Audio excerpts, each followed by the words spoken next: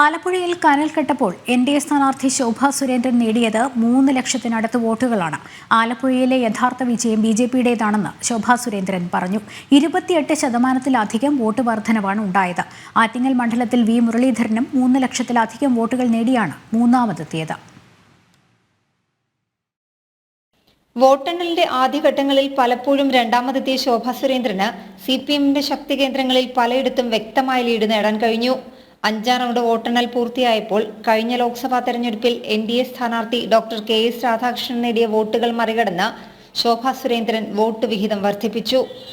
LDF-ന്റെ ഉറച്ച സീറ്റുകളായ പത്തിയൂരും ചെട്ടികുളങ്ങരയിലും BJP lead ചെയ്തു. ആലപ്പുഴയിലേത് യഥാർത്ഥത്തിൽ BJP-യുടെ വിജയമാണെന്ന് ശോഭാ സുരേന്ദ്രൻ പറഞ്ഞു. വളരെ സന്തോഷത്തോടുകൂടി ആലപ്പുഴയിലെ ജനാധിപത്യ വിശ്വാസികളോട് വളരെ കുറഞ്ഞ നാളുകൾ കൊണ്ട് എന്നെ ഹൃദയപൂർവ്വം സ്വീകരിക്കാൻ മുന്നോട്ട് വന്ന ഇവിടുത്തെ വോട്ടർമാരോട് വളരെ സ്നേഹത്തോടുകൂടി ഞാൻ അവരുടെ മുന്നിൽ നിൽക്കുകയാണ്. കഴിഞ്ഞ തവണ ഭാരതീയ ജനതാ പാർട്ടിക്കുണ്ടായിരുന്ന 17% വരുന്ന വോട്ട് വിഹിതത്തെ ഏതാണ്ട് 28%-ലധികം ഉയർത്തി അവരുടെ സ്നേഹവും അവരുടെ വിശ്വാസവും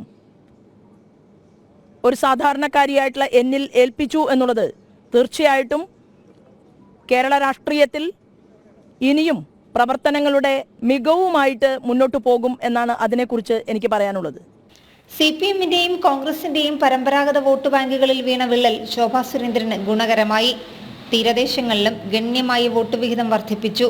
BJP സ്ഥാനാർത്ഥിക്ക് ലഭിച്ച വോട്ടുകളാണ് വോട്ടെണ്ണലിന്റെ ഒരു ഘട്ടത്തിൽ പോലും ലീഡ് ഉയർത്താൻ ഇടത് സ്ഥാനാർത്ഥിക്ക് കഴിയാതെ പോയത്. നിയമസഭാ തെരഞ്ഞെടുപ്പ് മുന്നിൽ കണ്ട് ആലപ്പുഴ തന്നെ കേന്ദ്രീകരിച്ച് പ്രവർത്തിക്കുമെന്ന് ശോഭാ സുരേന്ദ്രൻ പറഞ്ഞു. ആറ്റിങ്ങലിൽ 3-ാം സ്ഥാനത്താണെങ്കിലും 3 ലക്ഷത്തിലധികം വോട്ടുകൾ BJP സ്ഥാനാർത്ഥി വി മുരളീധരന് നേടാൻ കഴിഞ്ഞു. ജനം, ആലപ്പുഴ, തിരുവനന്തപുരം.